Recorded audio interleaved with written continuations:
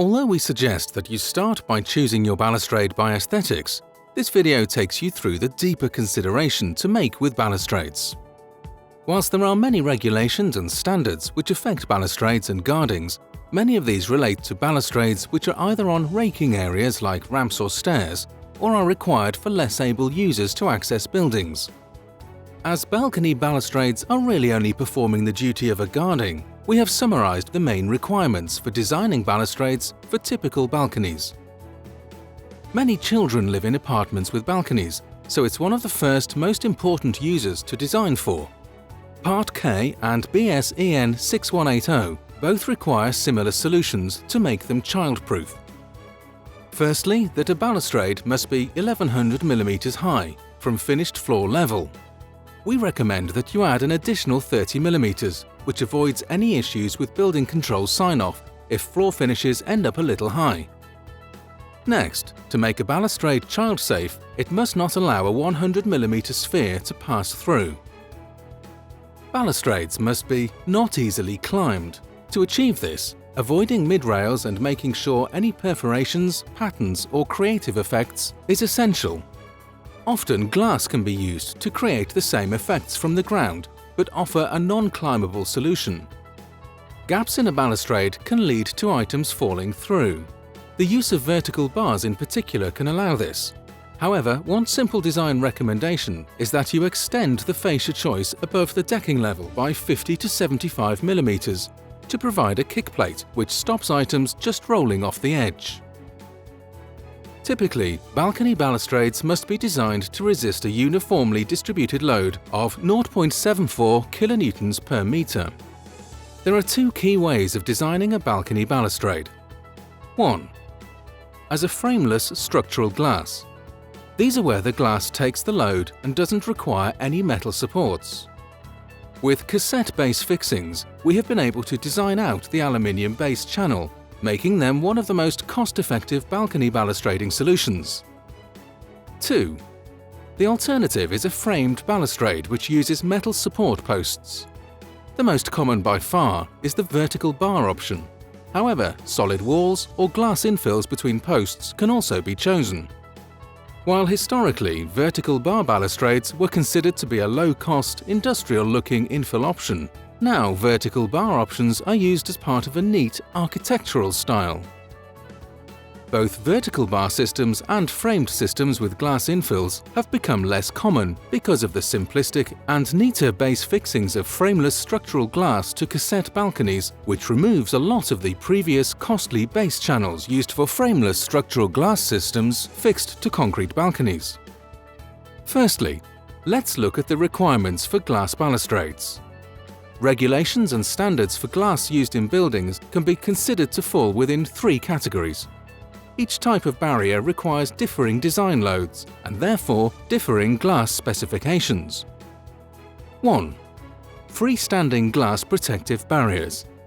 These are structural glass solutions and typically use a 10 plus 10 mm laminated and toughened safety glass. 2. Barriers with glass infill panels, which typically use a monolithic 10 mm toughened safety glass. This method is less common now as they aren't as safe. 3. Full-height glass barriers, not usually applicable to balcony design. What is the difference between toughened, tempered, heat-strengthened and heat-soaked? Tempered glass, or toughened as it is typically called, tends to be the most popular choices for balustrades, whether framed or frameless. Tempered glass and heat-strengthened glass are relatively similar in the way they are processed. The main differences are typically impact resistance. Tempered glass has an accelerated cooling process which creates a higher surface compression. This makes the surface around 4 or 5 times as strong as untreated glass. The heat strengthening process is slower, meaning compression strength is lower and making it only twice as strong as untreated glass. Manufacture. Because of the slower cooling process of heat-strengthened glass, it requires more control and is therefore typically harder for glass processors to get right than tempered, toughened glass. Fragmentation. Typically, the higher the surface compression, the more pieces the glass will fragment into. Therefore, temper-toughened glass will fragment into smaller particles, whereas heat-strengthened glass will fragment more like annealed untreated glass. Nickel sulfide can occur in both temper-toughened glass or heat-strengthened glass. However, because the surface compression of heat-strengthened glass is much lower, it makes it much less likely to cause a spontaneous fracture. Heat soaking is not an alternative process, but rather an additional test method to reduce the likelihood of nickel sulfide inclusion.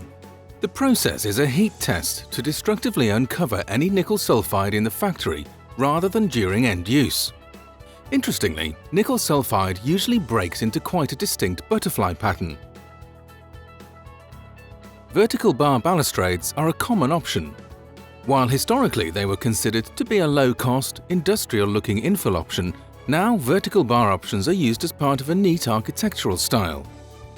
Using glass infill panels with a support framework used to be a much more common solution. This has become less common because of the simplistic and neater base fixings of frameless structural glass to cassette balconies, which removes a lot of the previous costly base channels used for frameless structural glass systems. Balustrades can play an important role in either minimalistic views or providing privacy. When selecting a material, consideration should be made for how much light will be blocked, hence many designers choose translucent glass options. Glass options are most often used as they are cost-effective and easy to create bespoke effects. Glass will either use a bespoke interlayer or have a ceramic print onto the glass, both of which are permanent and cost-effective. Solid walls, or end boxes as they are often called, are made from similar construction to the cassette skeleton, from a structural framework clad with a coated aluminium cladding. Solid walls are typically used as either part of the architectural style of the building facade or as a way of obtaining some privacy. The thickness of these boxes can vary according to aesthetic preferences, and this can include bespoke perforation patterns too. On larger balconies or terraces, privacy divider screens can also be incorporated. In such cases, consider the gaps created by different style fixings and how important it is on your scheme to avoid these. To help you choose, try out our CAPS 3D Balcony Configurator, where you can easily create and export different effects for your balcony balustrades, along with precedent images from other similar case studies.